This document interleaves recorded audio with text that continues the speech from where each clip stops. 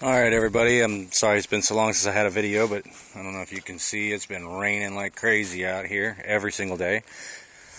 And I've gone through and looked at all of my donor vehicles and tried to find suspension for this pickup, because obviously I'm not going to leave that under there. And I wasn't too pleased with anything I had back in the back 40. So what I decided to do was to go ahead and find some new suspension, and here it is. Now when I think of handling and everything, the first thing I think of course is Ferrari, Lamborghini, whatever, but nobody can afford those. Good option though is a C4 Corvette. For whatever reason, and I've heard it's probably due to electrical problems and glitches and whatnots, these cars are pretty much easy to find, and they're cheap. I mean, hell, I found a complete running, driving, beautiful one for $4 grand. I got this one for a couple $100. It's got independent rear suspension. I believe it's a Dana 36. Independent front suspension, an excellent clip. And this particular one happens to have a new rack in it. I'll clean all that up and redo it. But they make great donor cars. They're easy to transfer everything over. You can do it several different ways. You can either cut the whole frame off right there at the firewall and graft it in, which for something simple you could do that. I'm not going to. You can use the original cross member and graft it into the frame on the truck. I'm not going to do that either, I don't think, simply because, well, it just doesn't look trick. What I'm going to do is build an entirely new cross member, identical in every way to this cross member, other than it looks better. One thing I would suggest, if you're going to do something like this, you're going to take something like this on, is you need to make sure when you're putting all the suspension in that it matches identical in angle, width, everything to what's here, unless you really know suspension systems.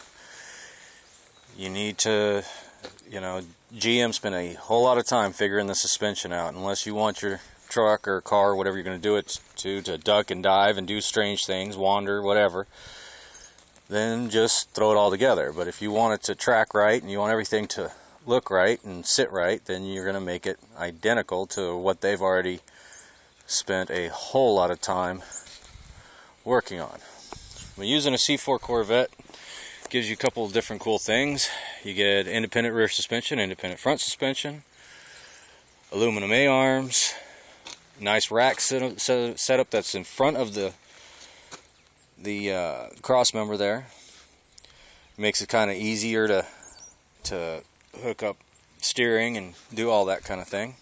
Again, they're pretty damn cheap. You can find them in this state for, a couple $100 rather than thousands. And parts are cheap and easy to come by. You can upgrade it a million different ways. If you're not happy with the stock Corvette suspension handling, you can do all kinds of things. So I thought this was a very good donor for this project. And again, once I start working on it and putting it all together, all the rest of the parts that are on this car that I can't use on this truck, or I won't use, such as this black glass, which is extremely expensive, rims. I'm not going to put Corvette rims. I just think that's cheesy when you do a swap and you end up using this Corvette rims. Just me, but the glass and the doors and the seat belts, unless I end up using those seat belts, I don't know, I doubt it, but everything else that's left on this car I'll sell, and anything that doesn't sell, I made sure to get one that had a title, and the title will allow the junk men to come get whatever's left, so then I won't have anything left in my driveway. So for the next couple videos, I'm going to label them Corvette Suspension. I'm going to try to keep the front part of the tagged the same so y'all can follow along which video's in which order. And we're going to strip this car down, strip that truck down the rest of the way, and get to working on the frame and box it in, set it all up for this suspension here, and go from there. Now another thing too is I wanted to show you this point here. You need to find where you want that tire to sit in that rim, or in the fender. You might want to move it forward, back, and that's going to depend on the ride height of the vehicle. Now as this vehicle drops down, I've looked at it and looked at it and looked at it. I like how it sits in the fender right now, and with a larger tire I've set it up in there. The center point on my suspension is going to be just about exactly where I want it. So what I'm going to do is, after I strip all the fenders and everything off there, I'm going to mark my center point across the frame. Then I'm going to weld a piece of angle iron on the frame that measures the same distance front to back from my center point, so that when I put this cross member in and everything, I have a reference point. And the reason I'm going to use a piece of angle iron is it's a nice nice flat surface that I can measure from and butt up against, and it's not going to move on me.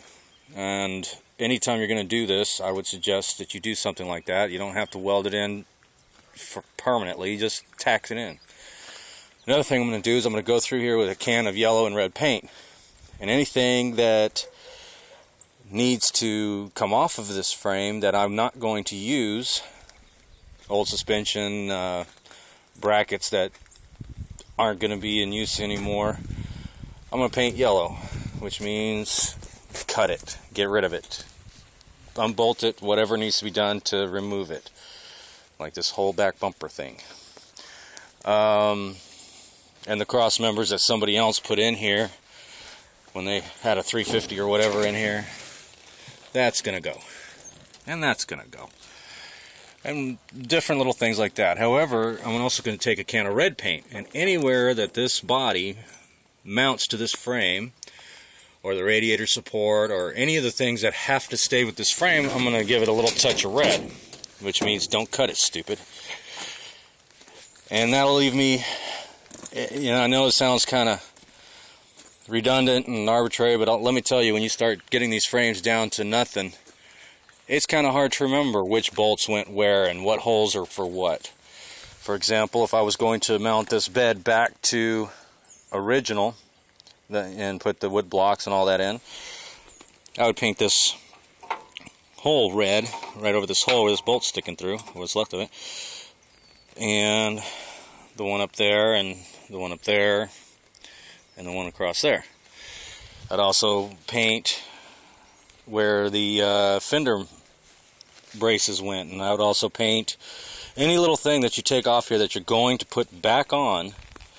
I would go ahead and just shoot it with a little shot of red to remind yourself that that bracket or that particular hole has to stay there, because when you get these things in whatever car you're working on, whether you're doing a rotisserie store or if you're doing whatever, you're going to strip it down to the frame and go to whacking and cutting on it and boxing it and doing all this stuff. And it's a lot easier to look at something and go, oh yeah, I got to leave space for that, or I've got to route something different for that now, than it is later and try to figure out, well, where did this go and how did that go? Because just a bare frame sitting there, sometimes it's not so easy to figure it all out. Especially just simple holes in the frame, because there's a million of them. And half of them don't do anything. And then there are some that are definitely necessary to put everything back together. You know, I know that was an original mounting spot for the bed, but there's holes all through here. What does this hole do here? What is this hole up here for? You know, so it's quite simple to get lost. And it's a heck of a lot easier just to shoot it with a little squirt of orange paint. So that'll explain why when all this body comes off of here, you're going to see a bunch of little spray paint spots all over the damn thing. And the same thing with this suspension here too. And I usually use several different colors of paint when I'm doing something that has to go back together a specific way. That way I know exactly how to set it up, where to set it up, and why I'm setting it up that way. Anyways, I hope you all are enjoying these videos and I'm not getting too long-winded. But, you know, just a good idea if you're going to do, whether it's a Chevelle or hell, a Mustang, it doesn't matter. Corvette suspension, they handle like you wouldn't believe, and they're a pretty good donor vehicle. I'll have another video up here pretty soon. I'm going to start stripping this apart just as soon as the weather is a little more decent, which is supposed to be in the next couple days. So that's it for now. Take her easy. Thanks for watching.